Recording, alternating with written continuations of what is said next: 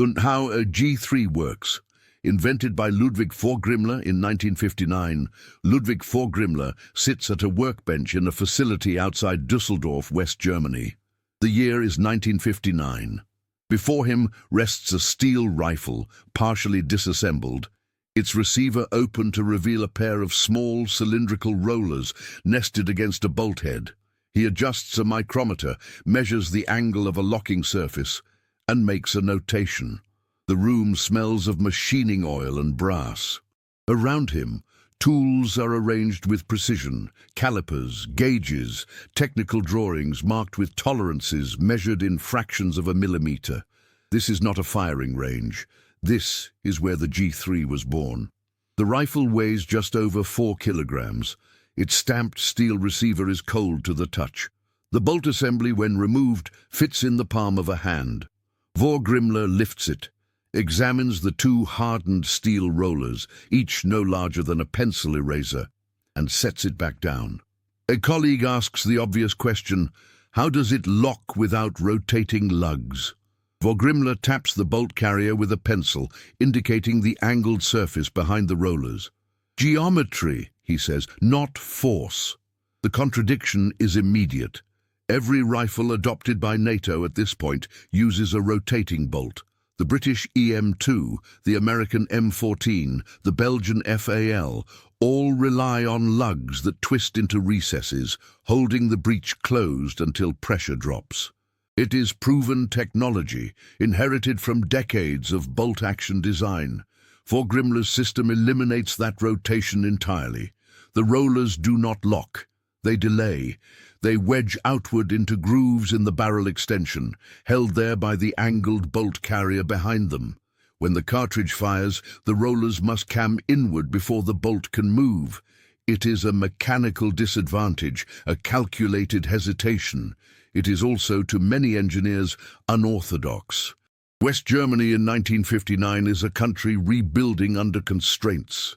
NATO standardizes the 7.62 51mm cartridge, and the Bundeswehr needs a rifle. But Germany cannot simply purchase foreign designs without industrial autonomy. The Defense Ministry wants domestic production, domestic expertise, and a rifle that can be manufactured in factories still recovering from the destruction of the 1940s. Vorgrimler's design, if it works, offers something rare. Simplicity without sacrificing reliability. No gas tube, no piston, no rotating mechanism with multiple locking lugs, just rollers, angles, and timing. But simplicity in concept does not guarantee acceptance. The Defense Committee questions the system. Engineers from Mauser and Walter examine the prototype and express doubt. A roller-delayed mechanism had been explored during the previous global conflict in the SDG-45M project, but that weapon was never completed. Vorgrimler worked on it. He knows the principle is sound. He also knows that convincing a committee requires more than theory. It requires proof that can be measured, tested, and repeated under conditions that leave no room for interpretation. He closes the receiver, checks the headspace with a gauge, and hands the rifle to a technician. "We'll need 1,000 rounds by tomorrow," he says. The technician nods. Vorgrimler returns to his drawings. The rifle sits on the bench, waiting. If stories like this help you see how engineering quietly shaped history, tell us in the comments what surprised you so far, and stay with us for the next chapter. Ludwig Vorgrimler was born in 1912 in the Rhineland, into a Germany already shaping itself around industrial precision. He studied mechanical engineering in Munich, graduating in 1935 as Europe began to tighten under political pressure. By 1943, he was working for Mauser in Oberndorf, assigned to the development of the Sturmgewehr program. His role was not ideological, it was technical. He designed feed systems, examined locking mechanisms, and calculated tolerances for mass production under the constraints of the era. The work was demanding, and the environment was controlled. Engineers rarely discuss politics in the design room. They discussed angles, pressures, and failure points. In the final months of the Great Conflict, Vorgrimler was part of the team developing the STG-45M, a rifle intended to replace earlier designs with a simpler, more producible mechanism. It used roller-delayed blowback, an idea that eliminated the need for a gas system or rotating bolt. The prototype functioned, but the era of instability ended before production could begin. The project was abandoned. The drawings, however, were not destroyed. Vorgrimler carried them in his memory and later in his briefcase. After 1945, Germany was divided and its military industry dismantled. Vorgrimler, like many engineers, found work outside the country. He moved to France briefly, then to Spain, where he joined the SETME technical group in Madrid. SETME was developing rifles for the Spanish military, and the Spanish government was interested in cost-effective designs that could be manufactured domestically. Vorgrimler proposed a roller-delayed system. The Spanish accepted. By the early 1950s, SETME prototypes were being tested with reduced power ammunition, demonstrating that the delayed blowback principle could work in a battle rifle. But Spain was not NATO, and reduced power cartridges were not the 7.62 SAM 51mm standard. In 1956, Vorgrimler returned to Germany. Heckler & Koch, a newly formed firearms company in Oberndorf, hired him as a consultant.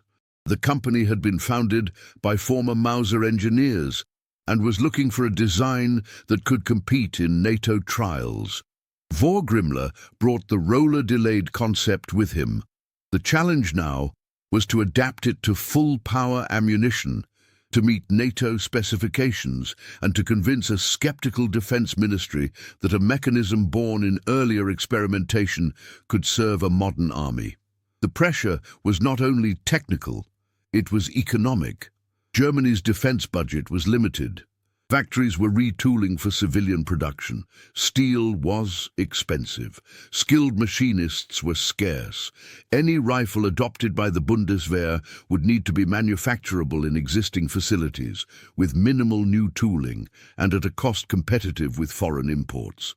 Vorgrimler's design, if it worked, offered that advantage. Stamped steel receivers, simple bolt assemblies, no gas system components. Fewer moving parts meant fewer things to machine, fewer things to break, and fewer things to replace in the field. But fewer parts also meant less margin for error. The roller-delayed system depended on precise angles and hardened surfaces. If the locking surfaces wore unevenly, the timing would shift. If the rollers were not hardened correctly, they would deform under pressure. If the chamber was not fluted, those shallow grooves machined into the chamber walls, the fired case would stick during extraction, jamming the rifle. Every detail mattered, and every detail would be scrutinized by engineers who remembered the failures of previous experiments. Vorgrimler knew this. He had lived through the collapse of one weapons program. He would not allow another. He returned to the workbench, examined the bolt assembly once more, and began preparing for the first live-fire tests. The mechanism is deceptively simple. When a cartridge is chambered and the bolt closes, two hardened steel rollers sit in recesses on either side of the bolt head. These rollers are pressed outward by the angled surface of the bolt carrier behind them, wedging into matching grooves machined into the barrel extension. The rifle is now in battery. When the trigger is pulled, the firing pin strikes the primer and the cartridge ignites. Expanding gases push the projectile forward and the case backward. In a locked breech rifle, the bolt cannot move until lugs rotate free. In the G3, the bolt cannot move until the rollers cam inward. This is where geometry replaces force.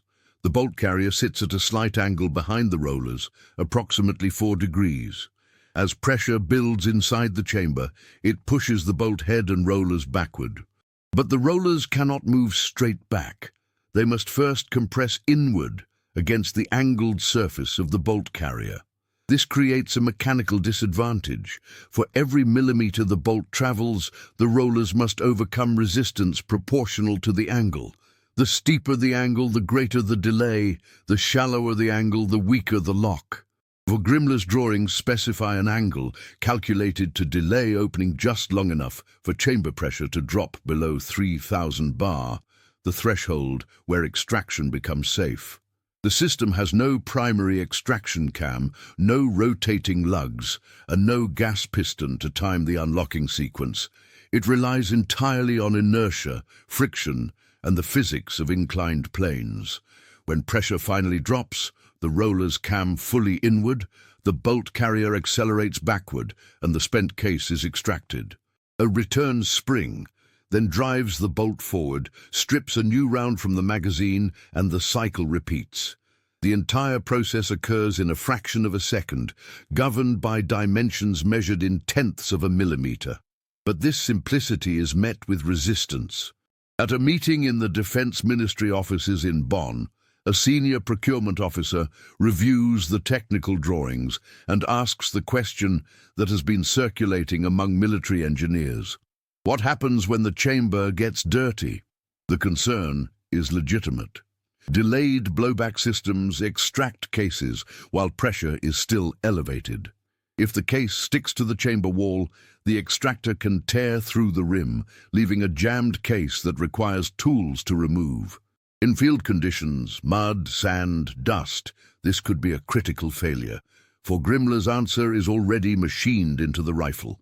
He explains the fluted chamber, shallow grooves running longitudinally along the chamber walls. When the cartridge fires, gases seep into these flutes, creating a thin layer of pressure between the case and the chamber. This floats the case slightly, reducing friction during extraction. It is a small feature, invisible to the user, but essential to reliability. The officer asks if this has been tested under adverse conditions. Vorgrimler confirms that it has. Hundreds of rounds fired after exposure to sand, water, and carbon fouling. The extraction rate remains consistent. Another engineer raises a different concern: parts life. Roller-delayed systems generate high bolt speeds. Will the locking surfaces wear prematurely? Will the rollers flatten after sustained firing? Vorgrimler responds with metallurgy. The rollers are through-hardened tool steel, heat-treated to 58 Rockwell. The locking surfaces in the barrel extension are similarly hardened. Endurance testing shows no measurable wear after 10,000 rounds. He presents the data. The room is silent for a moment. Then the procurement officer closes the folder and says, "We'll need field trials." Do you think this design choice was inevitable or a risky gamble at the time? Share your view in the comments and pass this story to someone who enjoys understanding how things really work.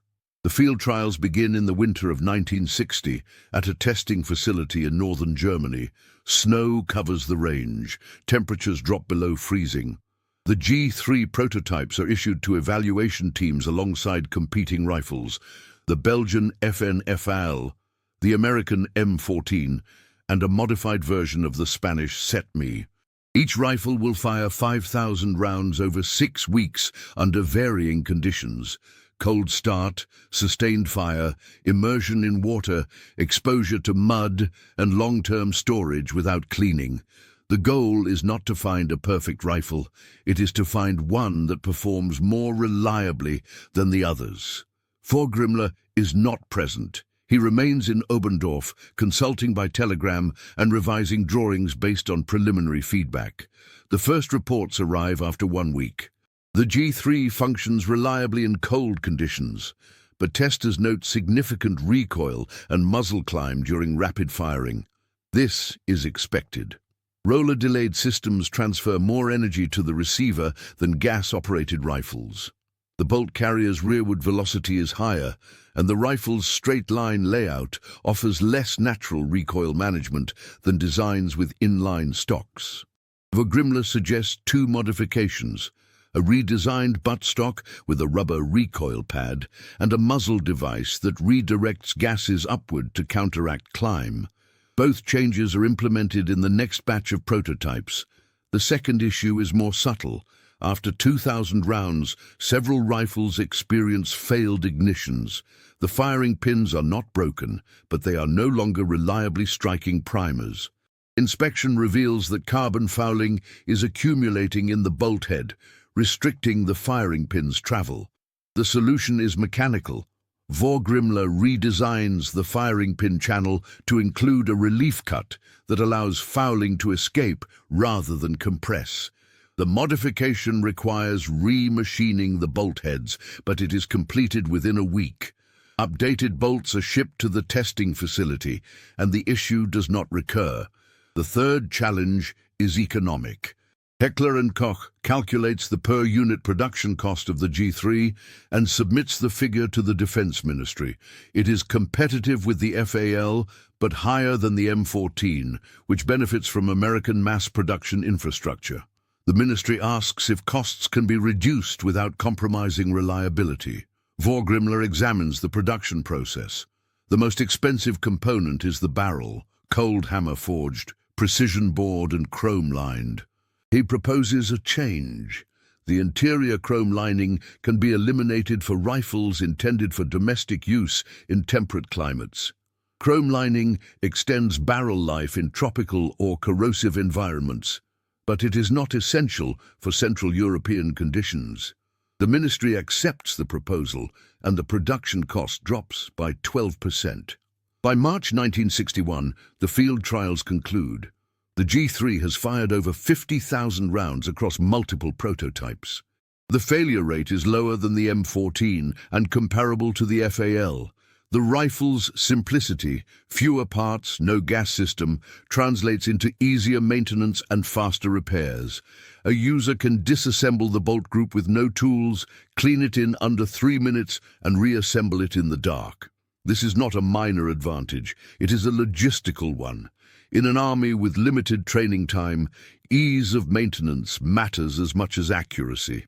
The Defense Ministry issues a preliminary decision. The G3 will be adopted as the Bundeswehr's standard rifle, pending final acceptance trials.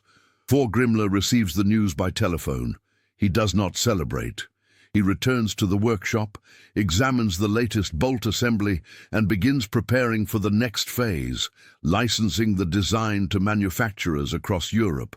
The Bundeswehr officially adopts the G3 in 1961. Within 2 years, Portugal, Norway, and Turkey follow.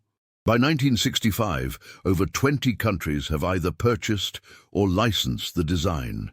The rifle is manufactured in Germany, Spain, Portugal, Greece, Iran, Pakistan, and Mexico. Each country adapts the production process to its own industrial capabilities, but the core mechanism remains unchanged.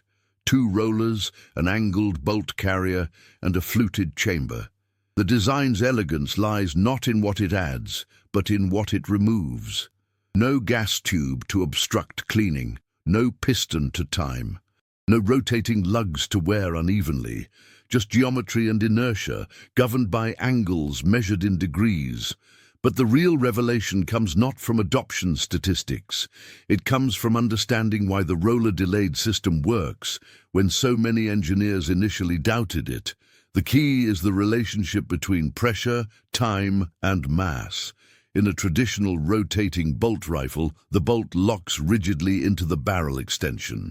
No movement occurs until the bolt rotates free, which requires either manual operation or a gas-driven cam. The system is binary, locked or unlocked. In Vorgrimler's design, the system is progressive.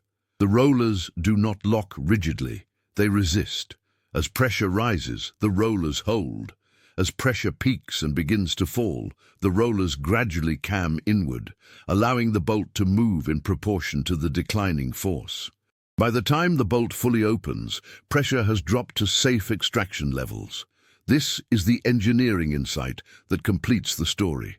The G3 does not fight pressure with stronger locks. It negotiates with pressure using time and leverage. The rollers delay the inevitable rather than preventing it. The bolt carrier's angle converts linear force into rotational resistance, spreading the peak pressure over a longer duration. The fluted chamber allows the case to release cleanly. The system is not about strength, it is about timing. And timing in engineering is often more valuable than force. Vorgrimler understands this implicitly. He does not need to explain it in philosophical terms. He expresses it in drawings, in tolerances, in the shape of a roller and the angle of a surface. His colleagues at Heckler & Koch recognize the achievement, but they also recognize its limitations. Roller-delayed blowback works best with bottlenecked rifle cartridges that taper from base to neck. The taper helps extraction. Straight-walled pistol cartridges, by contrast, do not extract as cleanly, which is why the system is rarely used in smaller sidearms. The G3 is not a universal solution. It is a solution optimized for a specific problem: how to build a reliable rifle using stamped steel, minimal machining, and no gas system, while maintaining accuracy and endurance under field conditions. By 1970, the G3 has become a reference point in firearms engineering. Designers in France, Switzerland, and Czechoslovakia study the mechanism and develop their own variations. The French MAS 4956 explores delayed blowback with a different lever system. The Swiss SIG 510 refines roller delay with a more expensive, precision-machined receiver. The Spanish SETMI continues to evolve alongside the G3, eventually diverging into separate product lines. Each variation tests a different balance between cost, precision, and reliability. None replaces the original logic that a breech can be controlled not by locking it shut, but by making it hesitate long enough. Vorgrimler does not retire immediately after adoption. He continues consulting through the 1960s, reviewing new prototypes, advising on material selection, and refining production techniques. But his defining work is complete. The G3 exists, functions, and endures. It is manufactured in volumes exceeding 5 million units. It serves in deserts, jungles, mountains, and Arctic conditions. It is used by various security forces and formal organizations. Its reputation is built not on innovation for its own sake, but on reliability that emerges from constraints honestly addressed. In 1983, Ludwig Vorgrimler passes away quietly in Germany. His obituary in technical journals is brief, noting his contributions to roller-delayed blowback systems and his work at Heckler & Koch. There is no public memorial, no state recognition. His legacy is not carried in speeches or monuments. It is carried in the rifles still in service across 6 continents, in the technical drawings archived in patent offices, and in the engineers who continue to study the principles he refined. The G3 remains in production in various forms for over 5 decades. Some countries retire it in favor of newer designs, others adapt it with polymer furniture, optical mounts, and modular components. The mechanism itself remains unchanged because there is no reason to change it. The rollers still delay. The bolt carrier still cams inward. The fluted chamber still allows clean extraction. The system, designed in 1959 under constraints of cost and simplicity, proves durable, not because it was perfect, but because it was honest. It did not attempt to solve every problem. It solved the problem it was asked to solve, using the materials and knowledge available at the time. The broader lesson is one Vorgrimler never articulated explicitly, but demonstrated through his work. Engineering is not about eliminating compromise. It is about choosing the right compromises. The G3 compromises bolt strength for simplicity. It compromises gas-operated timing for mechanical delay. It compromises rotating lugs for roller resistance. Each compromise is intentional, calculated, and tested. The result is a rifle that functions reliably under conditions that would challenge more complex systems, not because it is stronger, but because it has fewer points of failure. This principle extends beyond firearms. Delayed systems appear in automobile transmissions, industrial presses, and mechanical clocks, anywhere force must be controlled through timing rather than brute containment. The same geometric logic that governs the G3's rollers governs the escapement in a watch or the valve timing in an engine. It is a universal idea, expressed through different materials and scales, but rooted in the same insight. Resistance can be shaped by angles as effectively as by mass. The final curiosity is this: the G3 works because Ludwig Vorgrimler asked not how to lock a breech more securely, but how to delay its opening just long enough. That distinction between locking and delaying is the difference between fighting a force and negotiating with it. The rollers do not stop the bolt, they slow it. The bolt carrier does not prevent movement, it converts it.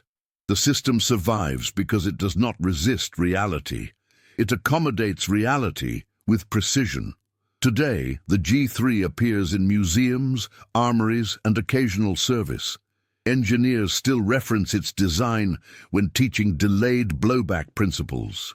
Machinists still machine replacement rollers to tolerances Vorgrimler specified 60 years ago.